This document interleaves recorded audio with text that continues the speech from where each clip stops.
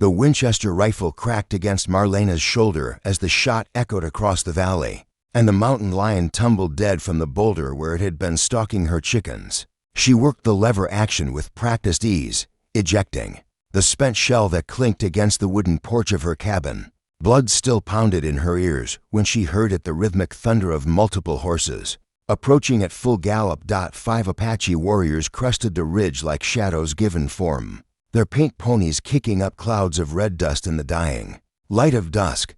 Marlena kept her rifle trained on them, but didn't chamber another round. Not yet. The lead rider raised his hand in a gesture of peace, but she'd learned not to trust gestures in this wild country that had already taken her husband and left her widowed at 24. "We seek shelter from the storm," the leader called out in heavily accented English, pointing toward the black wall of clouds rolling over the mountains. Lightning flickered within those clouds like the anger of ancient gods. One night only, Marlena studied them with eyes the color of winter sky. These weren't the reservation Apache she'd seen in town, these were wild ones, still living by the old ways. Their leader sat tall on a magnificent spotted stallion, his long black hair adorned with eagle feathers and his chest marked with war paint that hadn't yet been washed away by civilization. The others flanked him like wolves, their dark eyes scanning her property with professional interest. "This is my land," she said, her voice carrying despite the wind that had begun to howl through the pines. "I've got nothing for you here." The leader dismounted with fluid grace, his movements speaking of deadly skill. "You are the woman who lives alone," he said. Not a question, but a statement. The one they call Ghost Walker in the village. She'd earned that name by surviving 3 years in country that had claimed a dozen homesteaders, by hunting her own meat, growing her own food, and defending her borders with steel and lead, by becoming something harder than the mountains themselves. "I am Kael'thara," the Apache leader continued, his voice deep as distant thunder. "These are my brothers. We ask nothing but shelter from the storm. We will be gone with first light." The other 4 warriors had spread out slightly, not threatening but alert. Marlena noticed how they sat their horses like they'd been born in the saddle. Their leader, this Kael'thara, had scars across his chest and arms that spoke of battles fought and won. His eyes held intelligence and something else she couldn't quite identify. The first fat raindrops began to fall, striking the dusty ground with audible impacts. In minutes, this would become a deluge that could wash a man right off the mountainside. Marlena had seen it happen. She made her decision the way she made all decisions now, quickly and without looking back. "Barn's empty except for my horse," she said, lowering the rifle but keeping it ready. "You can stable your mounts there, but any trouble, and I'll put bullets in all 5 of you before you can blink." Kael'thara's weathered face broke into what might have been a smile. "There will be no trouble, Ghost Walker," as if summoned by his words. The storm broke over them with biblical fury. Rain hammered the cabin roof like bullets while Marlena watched the 5 Apache warriors tend their horses in her barn. Through the window, she could see them moving with efficient grace despite the lightning that turned the world white. Every few seconds, they worked in silence, communicating with subtle gestures that spoke of years fighting side by side. Kael'thara appeared at her door just as she finished cleaning her rifle. Water ran from his dark hair, and his buckskin shirt clung to a chest that looked carved from granite. He held up his hands to show he carried no weapons. "The storm grows worse," he said. "My men are settled, but I would speak with you." Against her better judgment, she stepped aside to let him in. He was larger than she'd realized, having to duck slightly under her doorframe. The cabin suddenly felt smaller with him in it. His presence filled the space like smoke from a campfire. "Coffee's hot," she said, moving to the stove. It was a courtesy born of frontier necessity. "You offered hospitality even to your enemies." When the weather turned deadly, he accepted the tin cup with a nod of thanks. His hands were scarred but steady, and she noticed he tested the coffee's heat before drinking. Careful, controlled, these weren't the traits of a reckless raider. "You live here alone by choice?" he asked, studying the cabin's interior. Her late husband's books still lined one wall, and his photograph sat on the mantelpiece beside her wedding picture. "My husband built this place," she said. "Consumption took him to winters past." Kael'thara's eyes found the photograph. He was a warrior, a teacher. From back east, she surprised herself by adding, "He came here thinking the mountain air would cure him, and you stayed." It wasn't a question, but she answered anyway. "Where else would I go? This is home now." Something shifted in his expression, a recognition, perhaps, of what it meant to be bound to a place by something stronger than logic. "My people understand this," he said quietly. "The land holds us as much as we hold it." Thunder crashed directly overhead, shaking the cabin's foundation. Through the window, they could see the barn where his men waited. One of them, a younger warrior with a distinctive scar across his cheek, was watching the cabin intently. "That's Nawel," Cavalry said, following her gaze. "My nephew. He thinks I'm foolish to trust a white woman. Smart boy, perhaps, but wisdom and intelligence are not always the same thing." She poured herself coffee and settled into the chair. Across from him, the fire crackled between them, casting dancing shadows on the walls. "What brings you this far north? This isn't Apache territory." His jaw tightened almost imperceptibly. "We hunt the men who killed our women and children 3 moons ago. Bluecoats from the fort. They came in the night like cowards." Marlena had heard whispers of an Apache settlement that had been wiped out, but the official story claimed it was a battle against warriors. "I'm sorry for your loss." He tested the word like unfamiliar food. "We call it blood debt. The spirits of our dead cannot rest until it is paid. And after, when the debt is settled." For the first time, uncertainty flickered across his features. "I do not know. The old ways are ending. My nephew speaks of heading further south to Mexico. Others talk of the reservation. What do you want?" The question hung between them like smoke. Outside, the storm raged with increasing fury, but inside the cabin, something unexpected was growing in the space between two people who should have been enemies. "I want," he said slowly, "to find a place where my people can live with honor." Marlena studied this Apache war chief who spoke of honor and blood debts, who had asked for shelter instead of simply taking it, who looked at her not with the dismissive glance most men gave a woman alone, but with something approaching respect. "That's a hard thing to find these days," she said. "Yes," he agreed. "It is." Dawn came gray and sullen, the storm having spent its fury some time before sunrise. Marlena woke to the sound of voices. Outside, not arguing, but the low conversation of men preparing to leave. She dressed quickly and stepped onto her porch to find Cavalry's warriors already saddling their horses. The Apache leader stood beside her well, his face tilted toward the morning sky. Without the war paint, he looked younger, though lines around his eyes spoke of too many hard decisions made too young. His nephew Nawel was speaking to him in rapid Apache, gesturing toward the cabin with obvious agitation. "Trouble with the boy?" Marlena asked, approaching with 2 cups of coffee. Cavalry accepted his cup with the same careful courtesy he'd shown the night before. "He believes you will betray us to the soldiers, that this kindness is a trap." "And what do you believe?" "I believe," he said, his dark eyes meeting hers, "that you are exactly what you appear to be. No more, no less." It was perhaps the finest compliment she'd ever received. Nawel's voice rose sharply, and Cavalry responded in Apache with quiet authority. The younger man fell silent, but his scarred face remained skeptical. 2 of the other warriors, twins, by their appearance exchanged glances that spoke volumes about divided loyalties. "They're not wrong to be cautious," Marlena said. "There's a cavalry patrol that rides through here every few days. If they'd come yesterday, but they did not." Cavalry's voice held absolute certainty. "The spirits guided us here for a reason. You really believe that, don't you?" A woman who lives alone in Apache country for 3 years, who earned the name Ghost Walker among people who don't give names lightly. "You think that's just chance?" Marlena had never thought of her survival in spiritual terms, but looking at it through his eyes, she began to see patterns where she'd once seen only stubborn persistence. Every close call, every near disaster averted at the last moment, every small miracle that had kept her alive and independent. "My husband used to say I was too stubborn to die," she said. "Your husband was a wise man, but stubbornness alone doesn't turn a teacher's wife into a legend." The twins had finished with their horses and were now standing with Nawel in what appeared to be a heated discussion. Thara watched them with the patient expression of a man, accustomed to leading strong-willed warriors. "What will you do when you find these soldiers?" Marlena asked.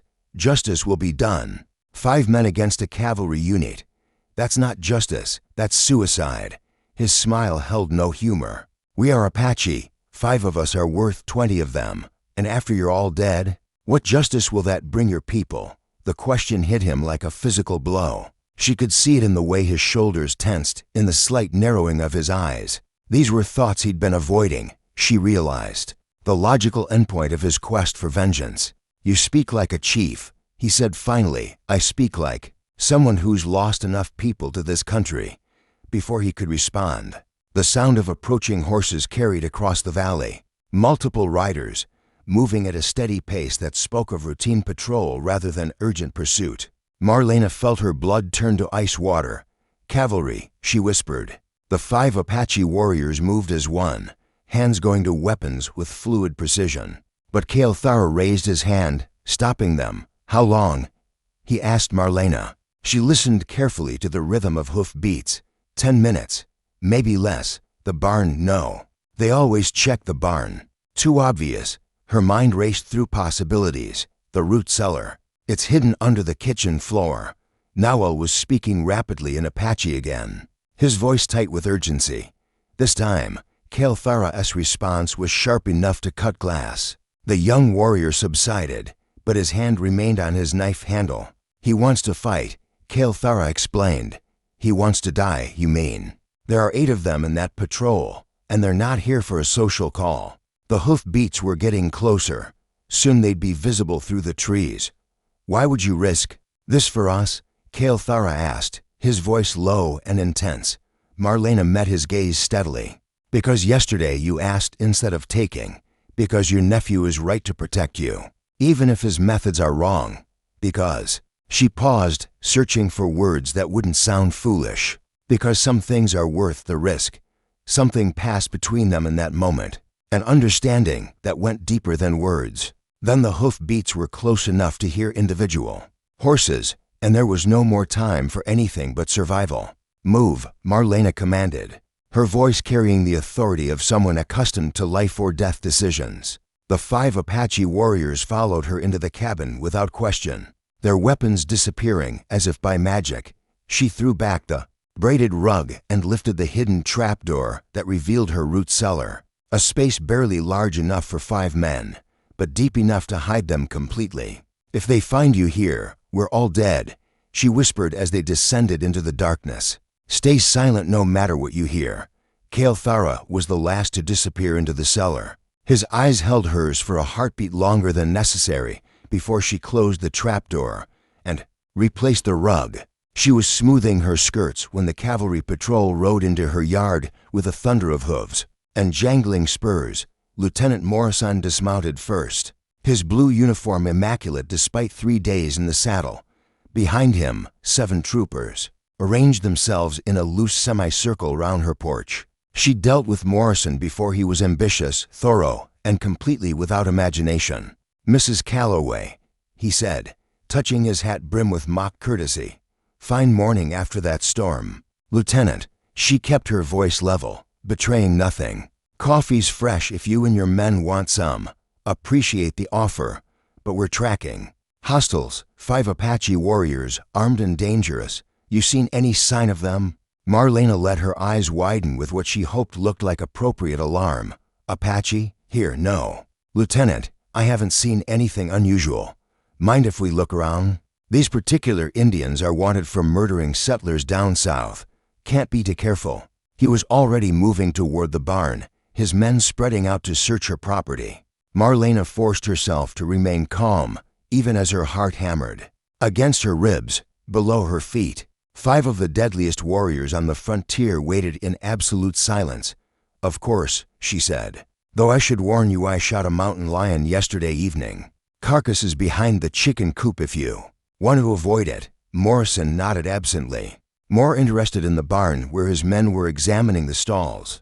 She watched them check every corner, every hiding place she might have suggested.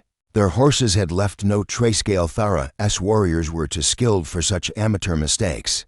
Fresh hay, one of the soldiers called out. Looks like more horses than usual have been here. Marlena's blood turned to ice, but she kept her expression innocent.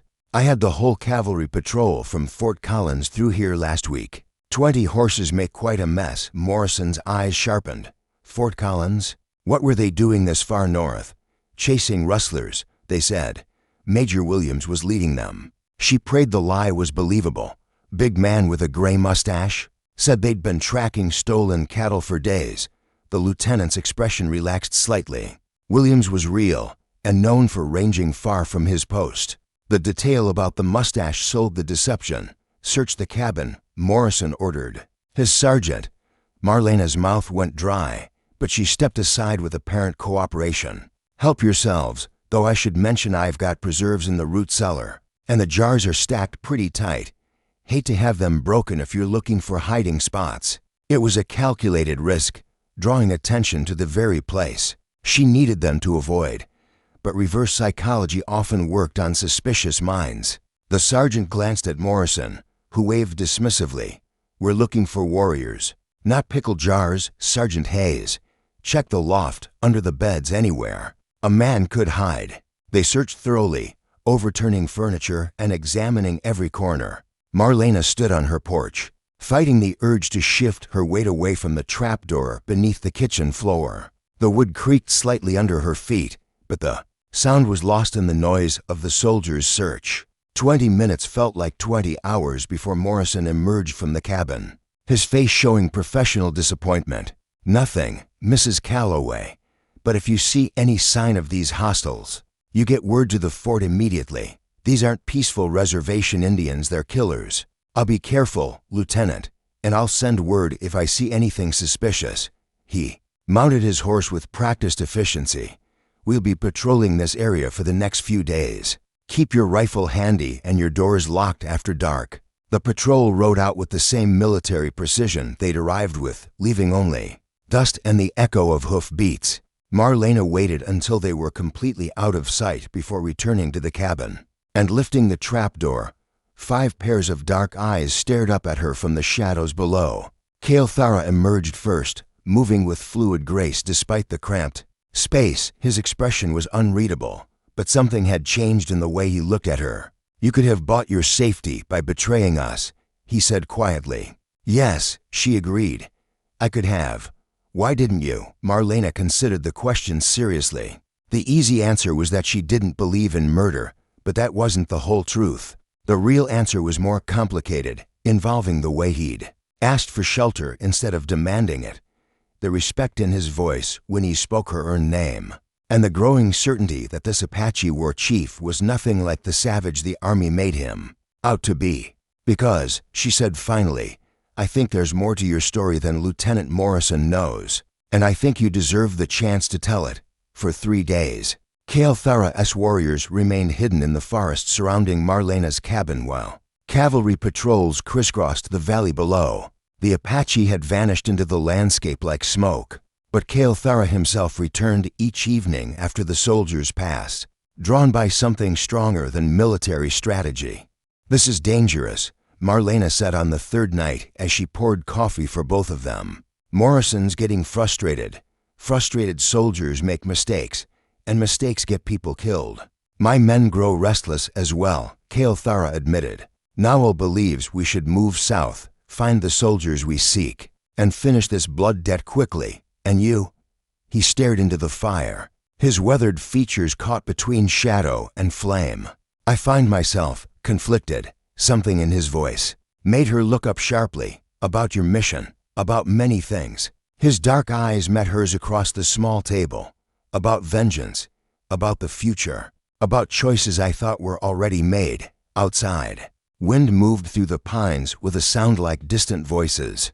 Marlena felt the weight of unspoken words hanging between them, dangerous as loaded weapons.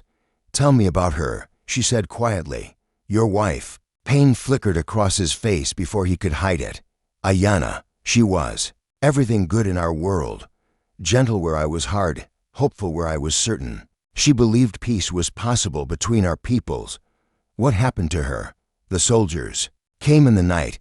We were camped by the river, celebrating the birth of my brother's son. Women and children, old ones, a few warriors left to guard them while the war party was away. His voice grew flat, emotionless in the way of a man describing unbearable pain. They killed everyone, even the babies.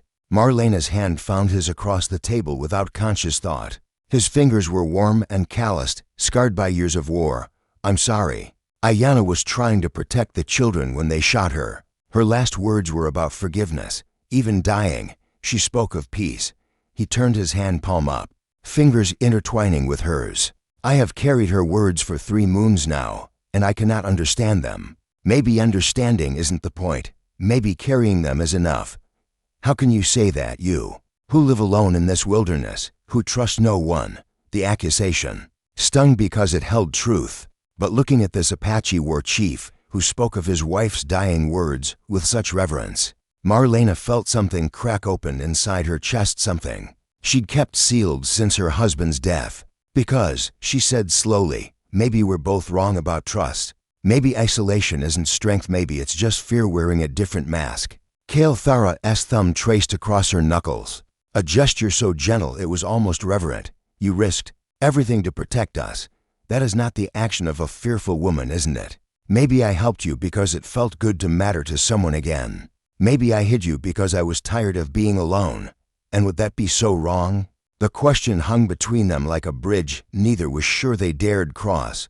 3 years of solitude had taught Marlena to be wary of connections. But this Apache warrior had walked through her defenses as easily as he'd ridden over the ridge 3 nights ago. Your nephew is right to worry, she said. This can't lead anywhere good. No, he agreed. It cannot. But he didn't release her hand, and she didn't pull away. A sound outside made them both freeze, the soft whinny of a horse, answered by another. From the direction of the barn, Cavalry was on his feet instantly, hand moving to the knife at his belt. Easy, Marlena whispered. That's just Sage. She gets restless when storms are coming. As if summoned by her words, thunder rumbled in the distance. Through the window, they could see lightning flickering behind the mountains. Another storm, Cavalry observed. Seems like it. She was acutely aware of his presence beside her, the way he moved with predatory grace even in this small domestic space. Your men will need shelter again. Will you offer it, would you? Ask this time, or just take what you need. A smile ghosted across his features. I would ask. Always, I would ask. The first drops of rain began to tap against the window glass. Soon it would be another night of storm and shelter. Of 5 Apache warriors hidden in her barn while their war chief sat by her fire. Another night of growing closer to something that could destroy them both.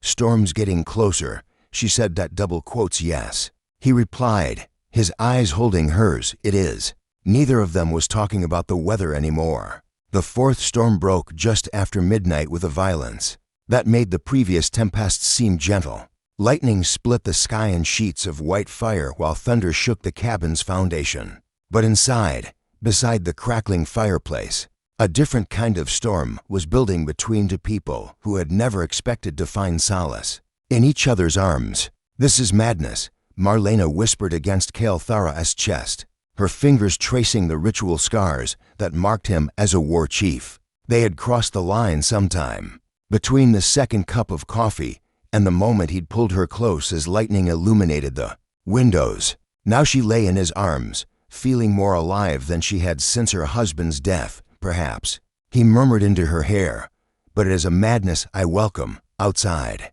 His warriors waited in the barn, trusting their leader's judgment even as they questioned his priorities. Inside, 2 hearts beat in rhythm while the storm raged overhead, as if nature itself were protesting their impossible love. What happens when this is over? She asked. When the storms end and the cavalry moves on. Cavalry's arms tightened around her. I do not know. For 3 moons, my path has been clear. Find the soldiers who murdered our innocents and make them pay. But now I find myself wanting a different future. One where vengeance does not define my days. Marlena lifted her head to study his face in the firelight. Your wife wanted peace. Maybe this is how it begins, not with treaties or negotiations, but with 2 people choosing love over hate. You think as she did, he said softly. See possibilities where others see only problems. Or maybe I'm just tired of being angry all the time. Tired of living like every day might be my last. Never planning for anything better. Thunder crashed directly overhead, and in its wake came a sound that made them both freeze, the unmistakable rhythm of multiple horses, approaching at full gallop.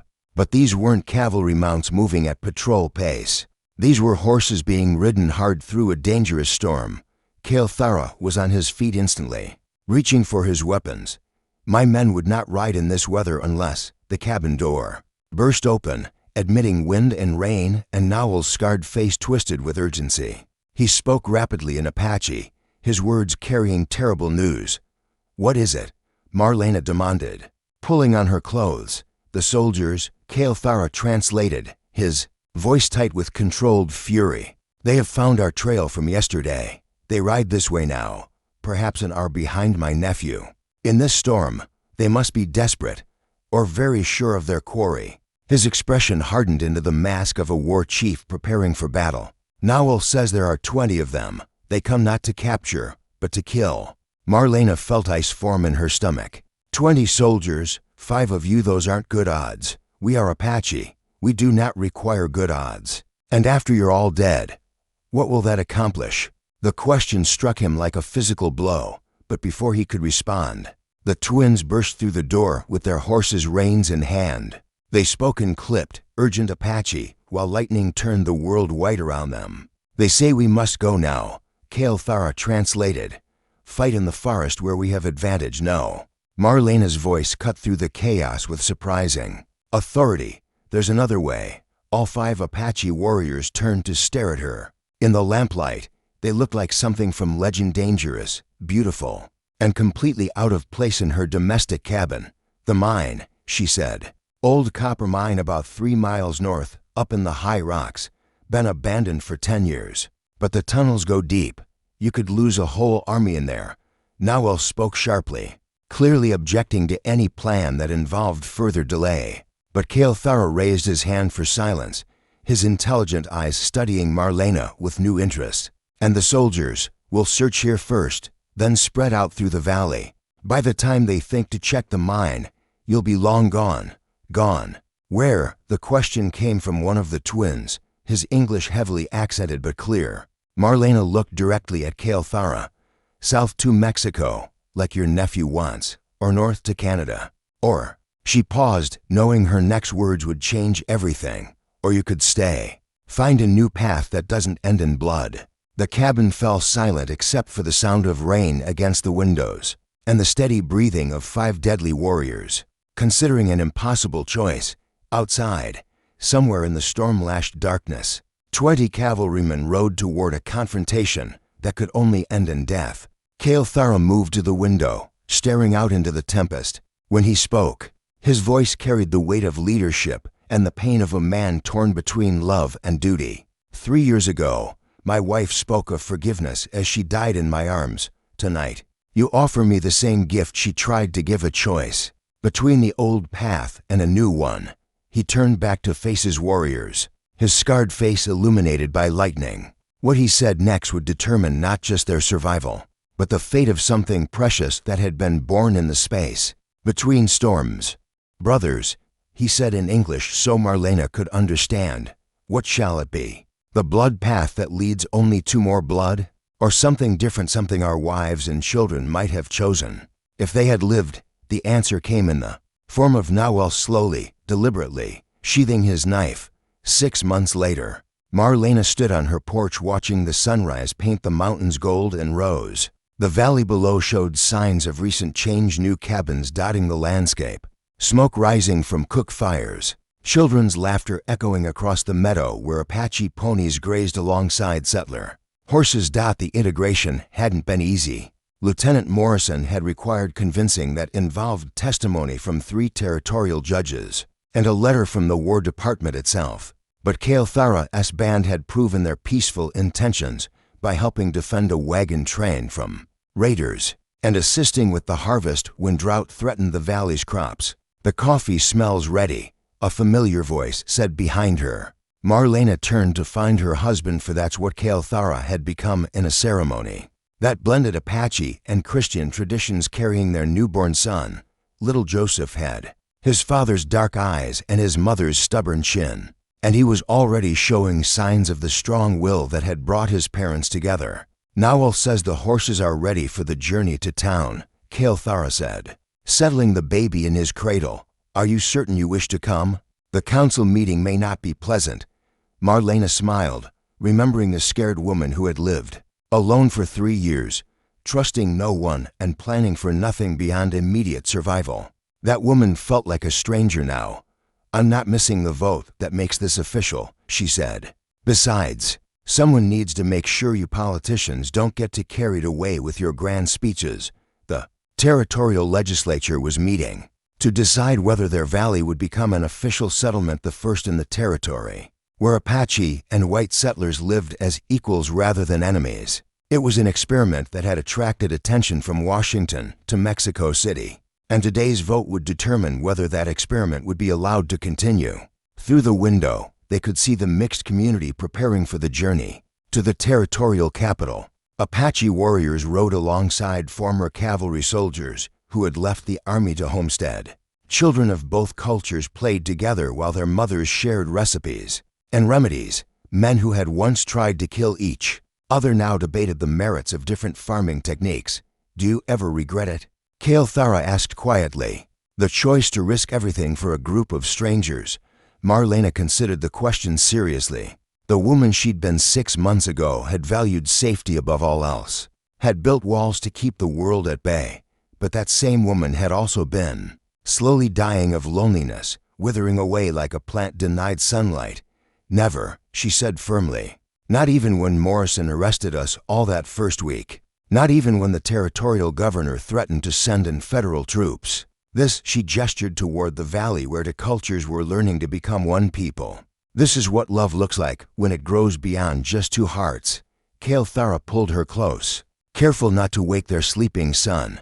"Ayanna would have loved you," he said softly. "She always said peace would come through individual choices, one heart at a time. She was right, and she would be proud of what you've built here." "What we've built," he corrected. "None of this would exist without a stubborn woman who chose trust over fear." Baby Joseph stirred in his cradle, making the soft sounds that preceded either contentment or outrage.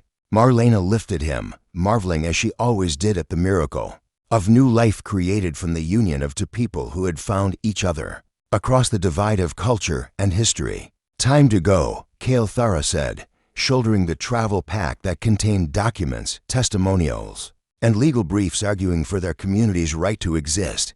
"Whatever happens today, we face it together." Outside, their neighbors were mounting horses and climbing into wagons for the journey to town.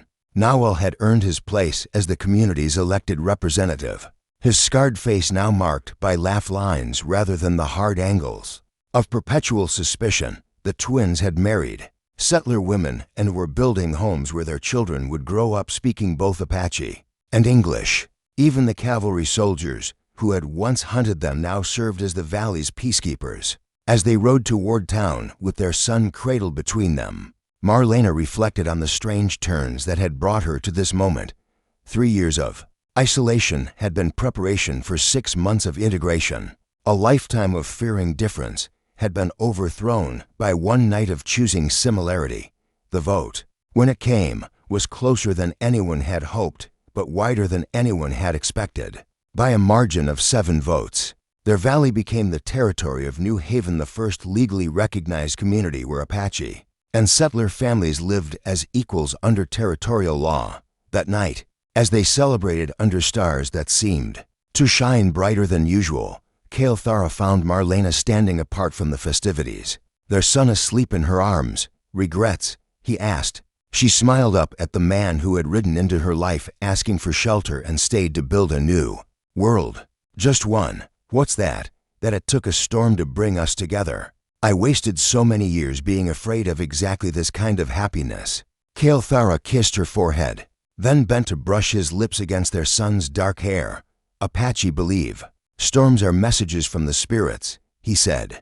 "Perhaps they were simply waiting for the right moment to deliver us to each other. As if in response to his words, thunder rumbled in the distance, not the violent crash of a destructive tempest, but the gentle roll of a summer storm bringing rain to thirsty ground. Around them, their community celebrated under the vast western sky, living proof that love could indeed triumph over fear, and that sometimes the most unlikely shelter could become home. In her arms, baby Joseph stirred and smiled in his sleep, already dreaming, perhaps, of the world his parents had built for him, a world where difference was strength rather than division, where love had proven stronger than hate, and where storms brought not destruction, but the gift of new beginnings.